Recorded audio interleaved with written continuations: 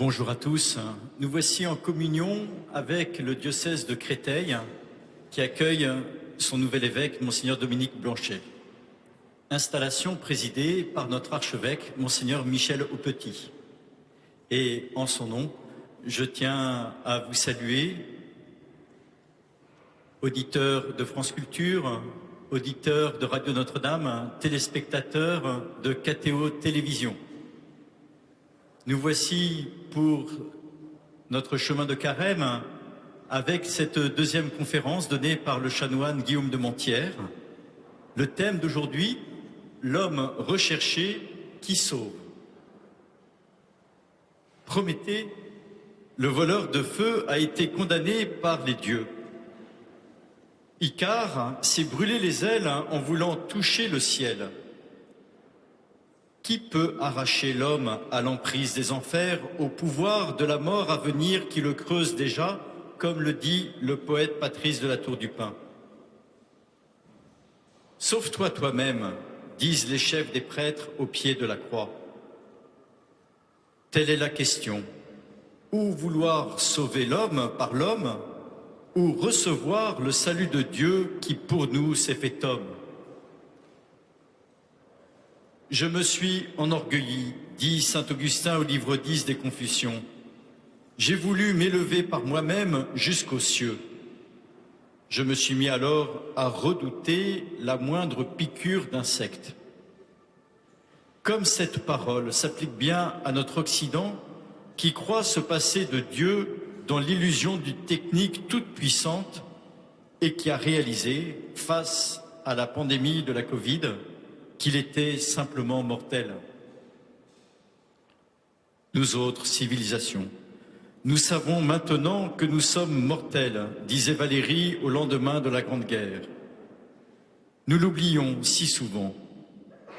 Il n'est que temps de retrouver la mémoire de la mort pour entrer dans l'espérance de la vie et de savoir que Dieu seul sauve.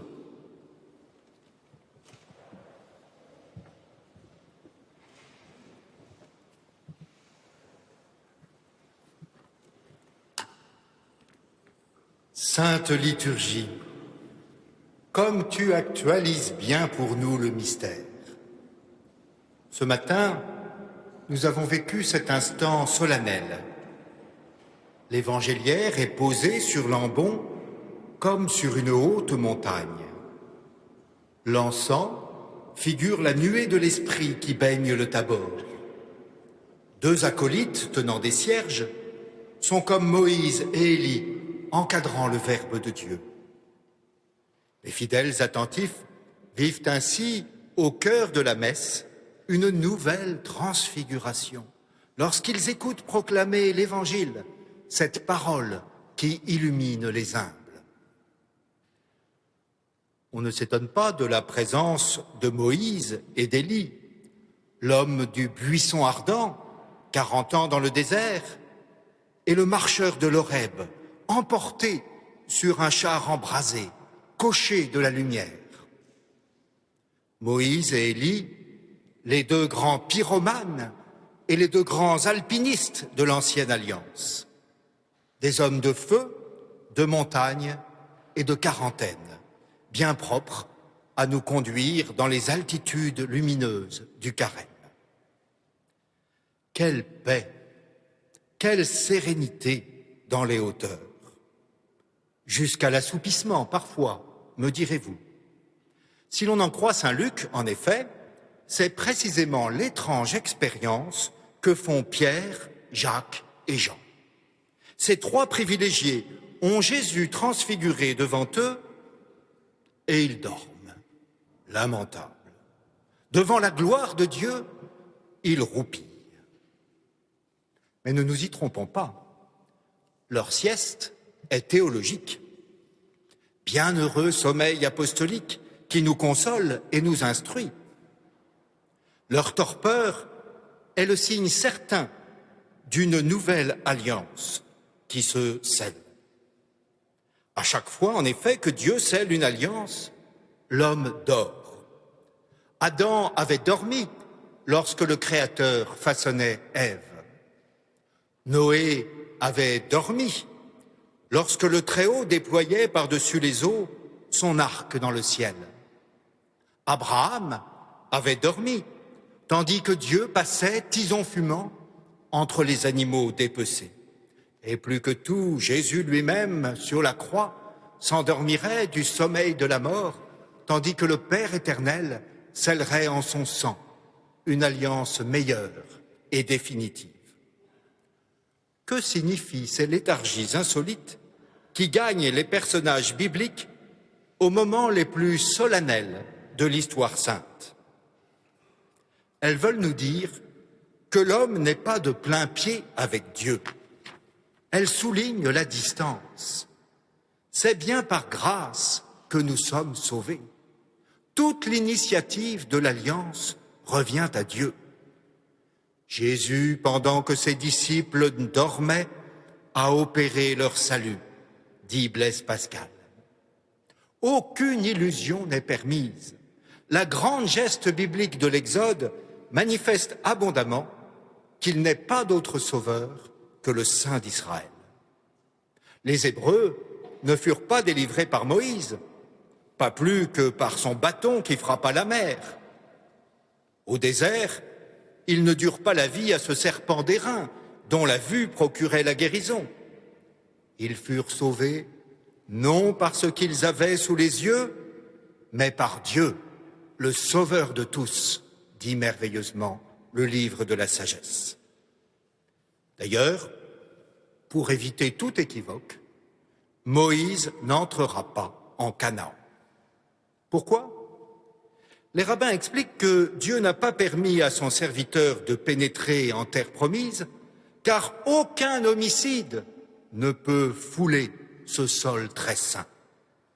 Or, Moïse a versé le sang d'un homme au pays d'Égypte. Selon ce midrash, Moïse proteste en disant « Certes, j'ai oxy un Égyptien, mais toi, Seigneur, tu en as tué des milliers en faisant périr l'armée de Pharaon dans la mer Rouge. » Oui, répond le Très-Haut, mais toi, Moïse, tu as donné la mort, tandis que moi, le Seigneur, je donne la mort et la vie. La distance est clairement signifiée. Pas de commune mesure entre le maître de la vie et son serviteur mortel, Moïse. C'est donc Josué, dont le nom identique en hébreu à celui de Jésus, Yeshua, signifie précisément Dieu sauve, qui fera entrer le peuple en Canaan. Tout le livre biblique de Josué manifeste que c'est le Tout-Puissant qui donne la terre. Les procédés employés dans le siège et la prise des villes ne laissent aucun doute. C'est Dieu qui octroie la victoire. Chacun se souvient de la très célèbre prise de Jéricho, popularisée par les vers de Victor Hugo. Sonnez, sonnez toujours, clairon de la pensée, quand Josué, rêveur, la tête aux cieux dressait, sonnait de la trompette autour de la cité. À la 7e fois, les murailles tombèrent. L'étrange liturgie guerrière déployée autour de Jéricho a pour but d'ancrer la certitude que Dieu seul est l'auteur du triomphe d'Israël. De sauveur, il n'y en a pas, excepté moi, oracle du Seigneur. Qu'il est difficile pourtant de s'abandonner entre les mains de Dieu.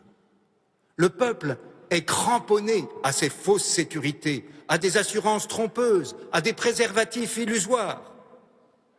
Ainsi, le prophète Isaïe n'hésitera pas à se promener nu et déchaussé, les fesses à l'air, 3 années durant, dans les rues de Jérusalem, pour dénoncer l'alliance contre nature du royaume de Juda avec l'Égypte. Le prophète nudiste, sorte d'omen biblique provocateur, exhibe et ridiculise par cette action d'éclat la fausse sécurité de Jérusalem. Car ainsi parle le Seigneur Sabaoth, le Saint d'Israël. Dans la conversion et le calme était votre salut, mais vous n'avez pas voulu. La sagesse consiste à lâcher toutes nos rédemptions de secours, nos assurances mondaines, pour ne plus s'appuyer que sur Dieu, le rocher qui nous sauve. Un prêtre âgé disait qu'il lui avait fallu toute une vie pour comprendre ce que signifiait Dieu, mon rocher. Il y a tant de pierres friables auxquelles l'homme s'agrippe pitoyablement dans sa varappe existentielle. Petits rochers de la santé, de la mémoire, de l'intelligence, des relations, du portefeuille, tout ce qui donne de l'assurance dans ce monde, tous ces appuis de sous-traitance, tous ces faux dieux qui ne sauvent pas. L'âge venant, tous ces rochers s'effritent, et l'on peut dire alors en toute vérité avec le psalmiste, « Ma part, le roc de mon cœur, c'est Dieu pour toujours. » L'Ancien Testament est cette école de confiance totale et exclusive en Dieu. Il faut avoir le courage et la lucidité de lâcher toutes les contrefaçons de salut. À quoi accrochons-nous notre vie? Il en va comme de cet homme suspendu au-dessus d'un précipice. Il s'est agrippé miraculeusement à une branche d'arbrisseau qui le maintient au-dessus du vide. Dans ce péril extrême, il crie vers Dieu en disant « Seigneur, aie pitié, je sais que tu peux me sortir de là, je t'en prie. » Fort bien, dit le Seigneur, je vais te sortir de là. Commence par lâcher cette branche. Qu'il soit clair que si Dieu intervient, c'est par pure bonté, car il ne doit rien à personne.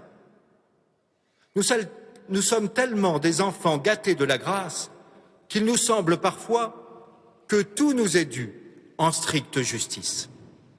Il nous vient cette pensée, mon Dieu, quand même, allez, tu me dois bien ça, après tout ce que j'ai fait pour toi.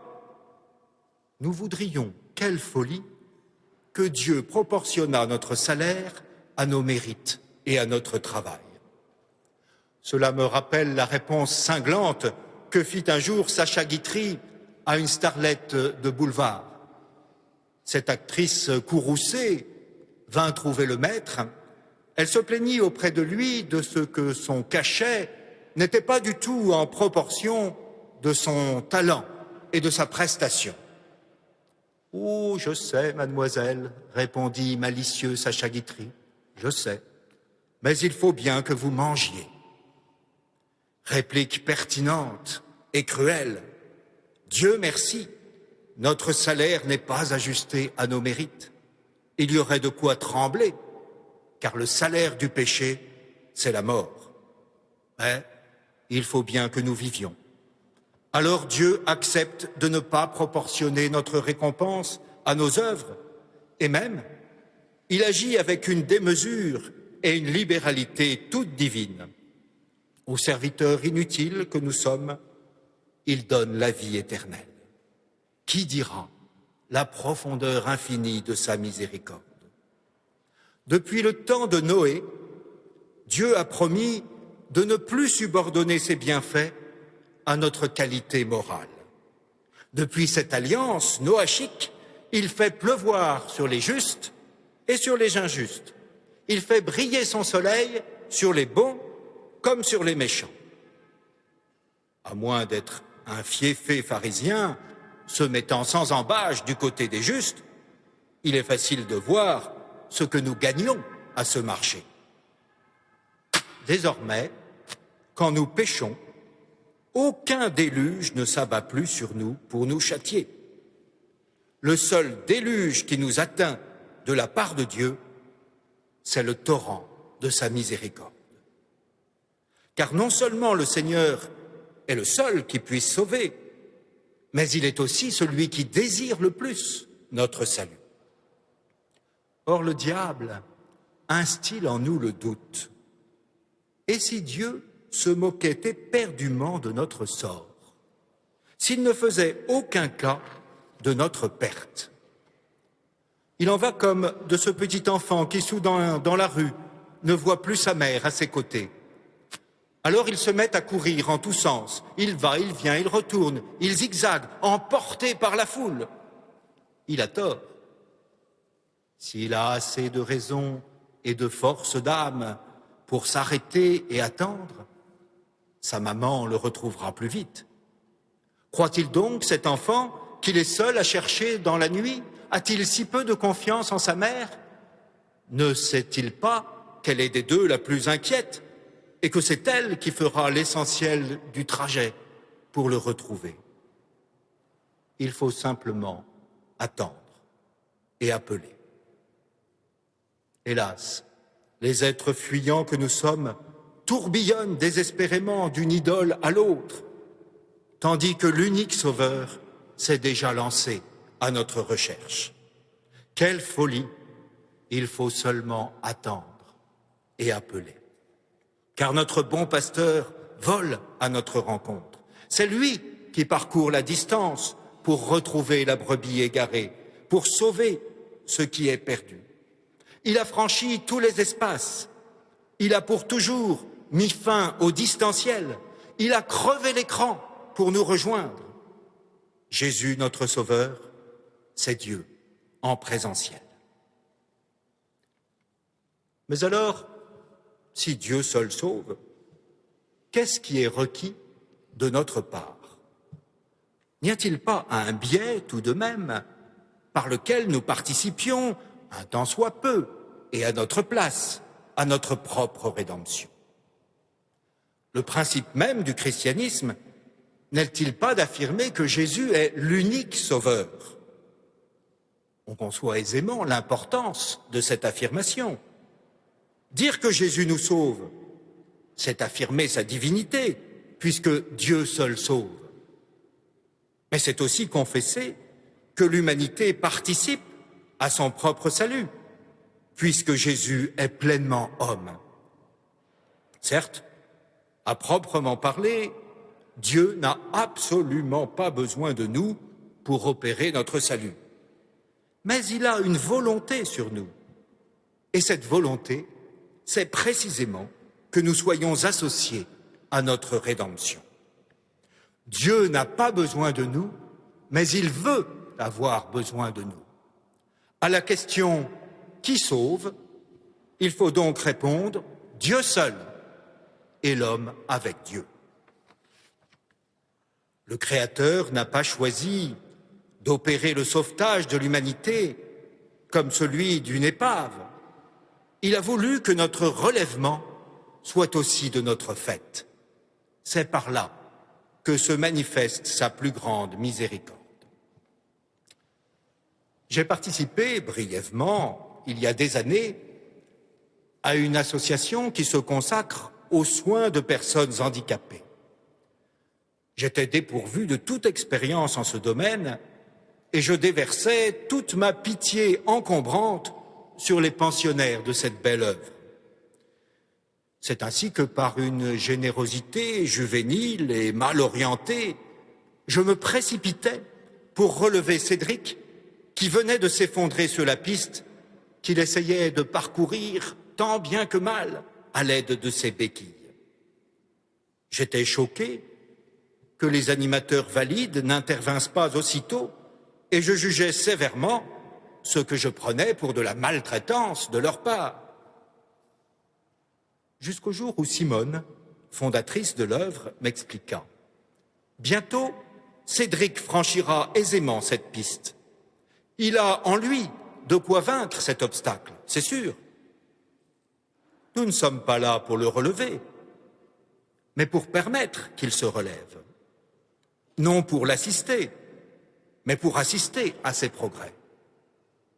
Et je vis Simone s'approcher de Cédric qui venait de choir une nouvelle fois et lui dire simplement, avec une ferme tendresse, « Allez, mon chéri, tu peux te remettre debout et continuer. Vois, tu vas y arriver. » Quelle était belle, cette voix de la miséricorde qui n'écrase pas autrui de sa condescendance, mais le met en situation de réussir. Sois fort, et prends courage. Allez, tu vaux mieux qu'une défaite. Ta dignité, c'est de t'en sortir par toi-même. Telle est la grandeur de l'idée chrétienne du salut. La rédemption n'est ni purement immanente, l'homme ne peut pas se sauver tout seul, ni purement extrinsèque, l'homme participe à son salut. Voilà un des points les plus difficiles à comprendre. Que tout vienne de Dieu, comme de la source première, n'empêche pas, mais permet au contraire que l'homme puisse, en un certain sens, faire son salut. Comme la même action de planter le clou peut être attribuée au menuisier et au marteau. Notre salut est entièrement le fait de Dieu, sans cesser de dépendre entièrement de nous. Pour dire la part que l'homme prend à son propre salut, il y a un vieux mot théologique que je voudrais exhumer d'un oubli complet. Je vous l'avoue, j'ai fait des années de séminaire sans jamais l'entendre prononcer. Je ne me souviens pas d'une seule homélie où il a été employé, sinon en mauvaise part. Et me voici devant vous, hésitant à produire ce vocable obsolète, rougissant de ressortir ce vieux concept névralgique, le mérite. Qui parle encore du mérite? Dans la théologie catholique, celle de saint Thomas d'Aquin et du Concile de Trente, le mérite est pourtant la notion clé qui permet d'exprimer quelque chose des rôles respectifs de Dieu et de l'homme par rapport au salut. Qu'est-ce que le mérite? C'est l'acte qui appelle sa juste rétribution. Hélas, le langage ne nous aide guère, car nous sommes habitués à parler des mérites comme de choses que l'on gagne, accumule, entasse, pour se constituer un bon petit matelas de prérogatives, une assurance à être sauvé sur titre. Le mérite, ainsi compris, ferait de nous des ayants droit au salut.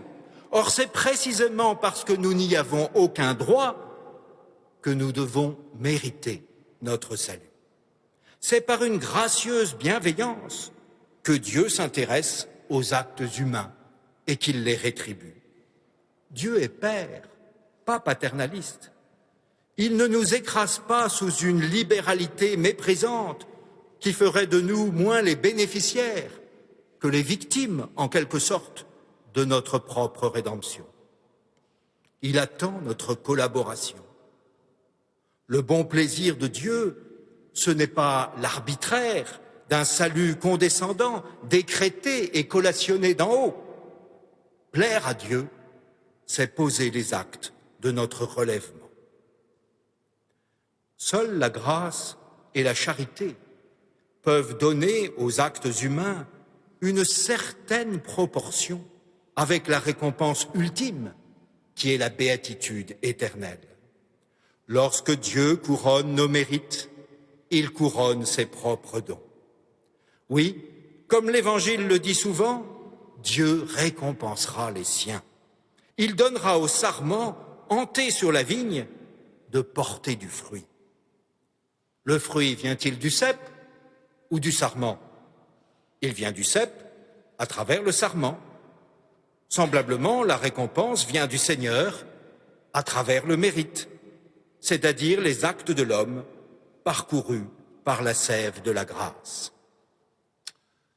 Nous touchons là, j'en ai conscience, à des abîmes métaphysiques sur les niveaux de causalité.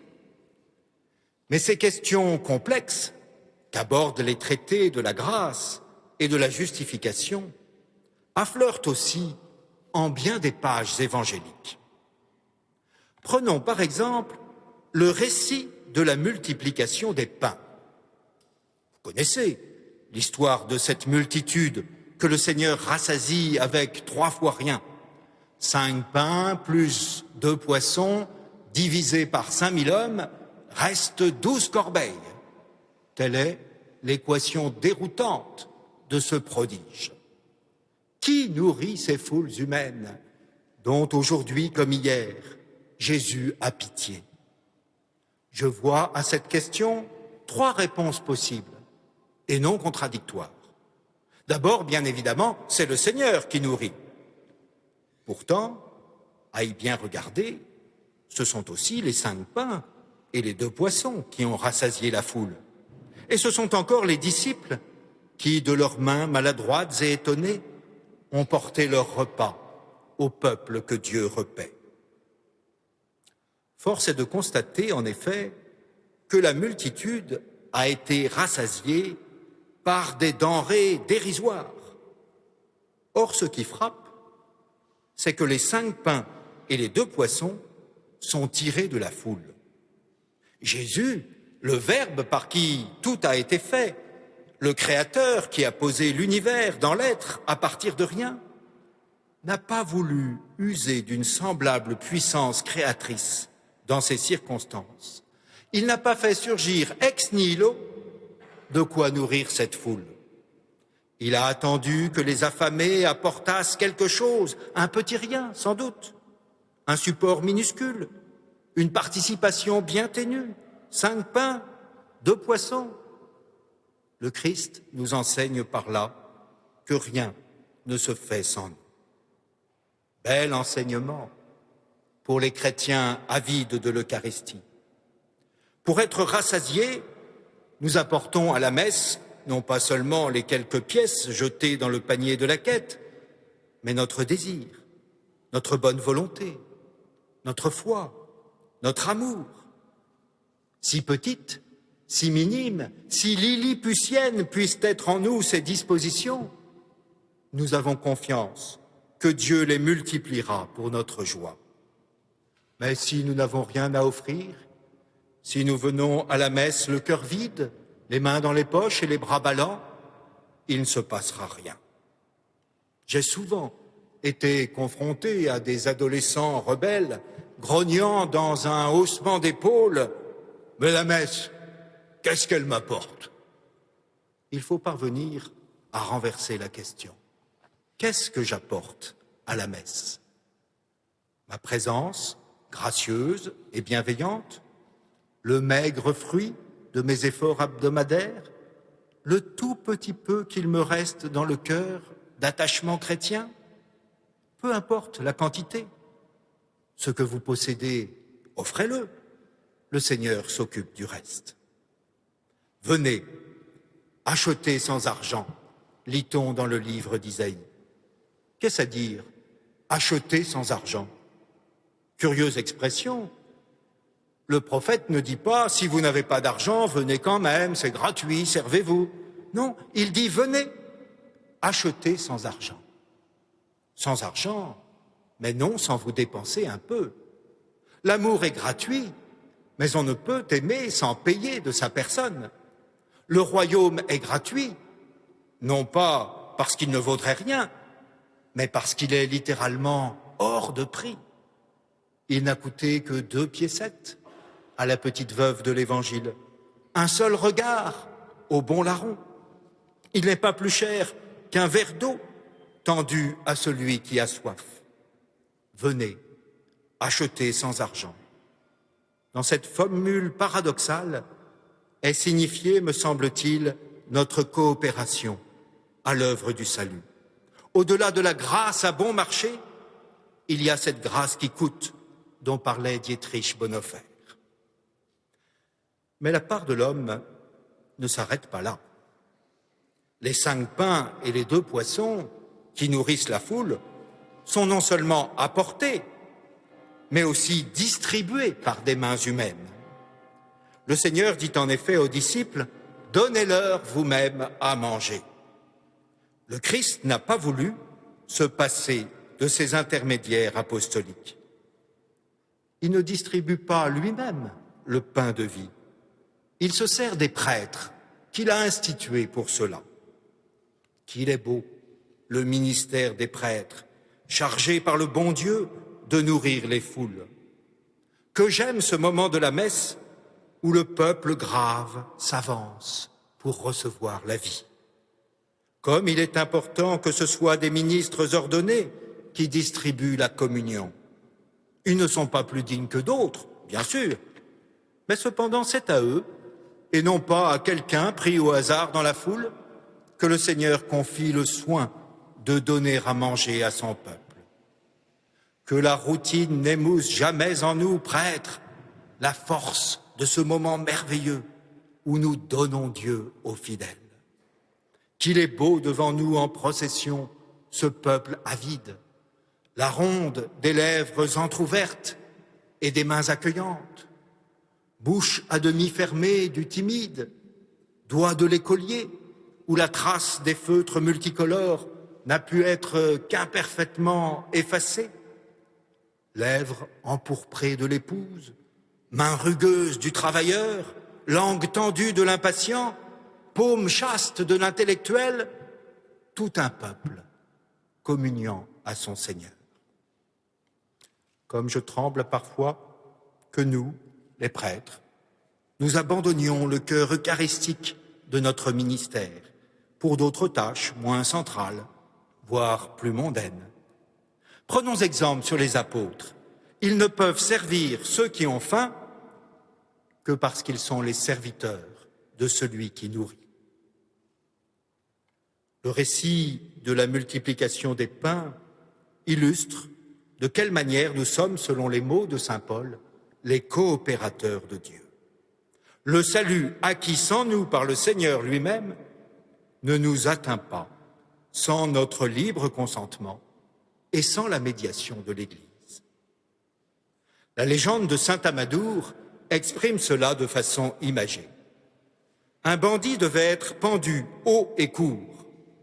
La loi du royaume stipulait qu'il ne pouvait être sauvé que moyennant une somme de 1000 ducats. La reine, passant par là, fut émue de compassion pour ce pauvre boug. Elle obtint du roi qu'il offrit 800 ducats pour payer la rançon. Sur sa cassette personnelle, la reine donna 150 ducats. Les courtisans, à eux tous, réunirent 49 ducats. Il ne manquait donc plus qu'un seul ducat. Hélas, la somme étant incomplète, la sentence était inévitable. Le bourreau se saisit donc du brigand, mais tandis qu'il le hissait sur le gibet, une pièce d'1 ducat tomba de la poche du condamné. Les 1000 ducats se trouvaient dès lors réunis. L'homme était sauvé. Cette histoire veut enseigner que nul n'est sauvé s'il n'y met du sien, s'il ne se trouve sur lui au moins une petite pièce de bonne volonté. Ni les 800 ducats du Christ roi, ni les 200 ducats de la Vierge Marie reine, ni les 49 ducats du mérite de tous les saints ne suffisent à sauver celui qui néglige de mettre un peu de soi. Dieu nous a créés sans nous, il ne nous sauvera pas sans nous, dit saint Augustin. Encore faut-il ne pas tomber dans l'erreur semi-pélagienne, en rappelant que notre ouverture au salut est déjà un fruit du salut. Dans ta lumière, nous voyons la lumière, dit le psalmiste. C'est par grâce que nous nous ouvrons à la grâce. Au torrent de grâce que Dieu déverse sur nous, nous pouvons faire barrage. Nous n'avons alors qu'à nous en prendre à nous-mêmes si la grâce vivifiante ne nous atteint pas. Mais si le barrage s'ouvre, c'est encore sous la poussée de ce déluge que Dieu déverse, de sorte que nous devons louer la source divine pour la grâce que nous recevons et pour l'ouverture de toutes les écluses de notre cœur. La prétention de l'homme de nos jours est de s'accomplir par lui-même. La tentation de faire son salut, comme on l'entend, avec nos moyens et nos seules forces humaines, s'accroît précisément avec le pouvoir de plus en plus exorbitant que l'homme acquiert par les sciences et les techniques qu'il développe. Tout bien réfléchi, Ne serait-ce pas là précisément le projet divin? Après tout, n'est-il pas dans la logique des choses que l'humanité quitte l'âge où le secours parental et divin est nécessaire? Au fur et à mesure qu'il grandit, l'enfant gagne légitimement en autonomie. Être adulte, n'est-ce pas étymologiquement être arrivé au terme ad ultimum de son développement? L'humanité est sortie de l'enfance où elle attendait tout de Dieu pour entrer dans un âge mature où elle ne doit plus compter que sur elle-même, avec une petite visite de temps en temps par gratitude pour faire laver son linge à ce Dieu à qui elle doit la vie. Arrive un certain moment où ce sont plutôt les enfants qui doivent prendre en charge les parents. C'est plutôt l'humanité désormais qui doit venir en aide à ce Dieu vieilli et qui n'en finit pas de mourir. Le pape François ne cesse de nous en avertir, nous sommes globalement pélagiens. Négligeant le secours divin, nous misons sur nos propres forces, oubliant que sans Dieu, notre vie tombe en ruine. Vous savez, chrétiens, ce qui manque à nos vies? La grâce. Ah, voici, je l'ai prononcé, ce pauvre mot oublié, ce vocable inusité, ce concept qui fait tout chavirer, la grâce. N'est-ce pas le seul recours? Sans la grâce, tous nos efforts sont stériles, notre vie pesante, notre religion illusoire. Dans la ville de province, où je passe une partie de mes vacances, de mes brèves vacances, monseigneur, la municipalité organise chaque été une fête médiévale. Ce dimanche-là, les nombreux touristes se joignent aux habitants pour renouer avec le passé prestigieux de la cité, s'imprégner des us et coutumes et de l'esprit de nos aïeux. On y rencontre des tailleurs de pierre, des chasseurs de sangliers, de nobles guerriers et des princesses en leur château fort, des sorcières, de joyeux troubadours, une vraie féerie. L'après-midi, rencontrant monsieur le maire, je le félicitais pour l'organisation de cet événement. Vive la fête et bravo aux élus qui font quelque chose. Mais à cet édile jovial et chaleureux, je ne pus m'empêcher de faire remarquer que ce beau festival passait indéniablement à côté de l'esprit du Moyen-Âge qu'il prétendait revivre. L'esprit du Moyen-Âge, nous étions en fait bien peu nombreux à l'avoir humé le matin même à la messe, car l'esprit du Moyen-Âge, c'est la foi chrétienne.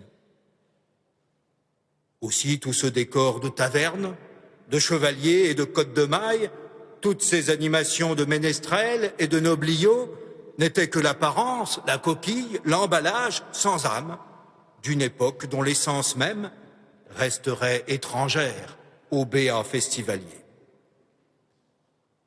Cette fête médiévale ressemblait à cet homme qui va prendre sa douche. Il a pris avec lui tout le nécessaire, la brosse, le savon, la serviette. Il se nettoie, il se frotte, il s'astique en tous sens, il pose tous les gestes requis.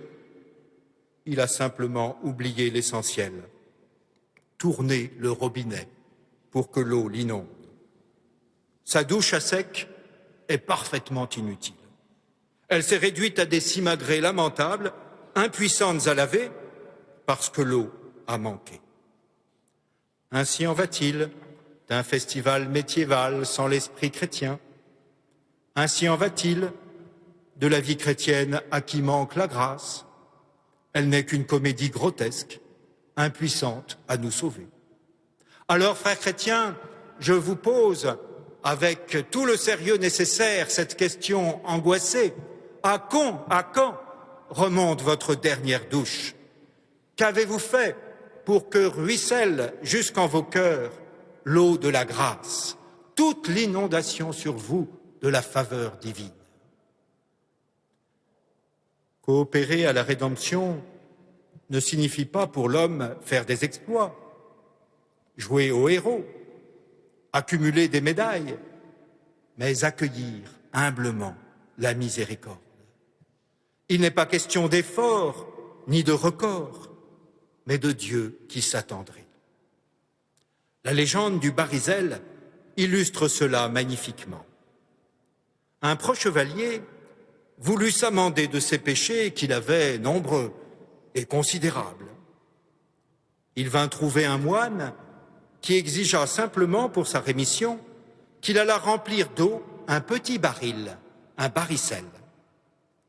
Dans un premier temps, le proche chevalier crut qu'on se moquait de lui.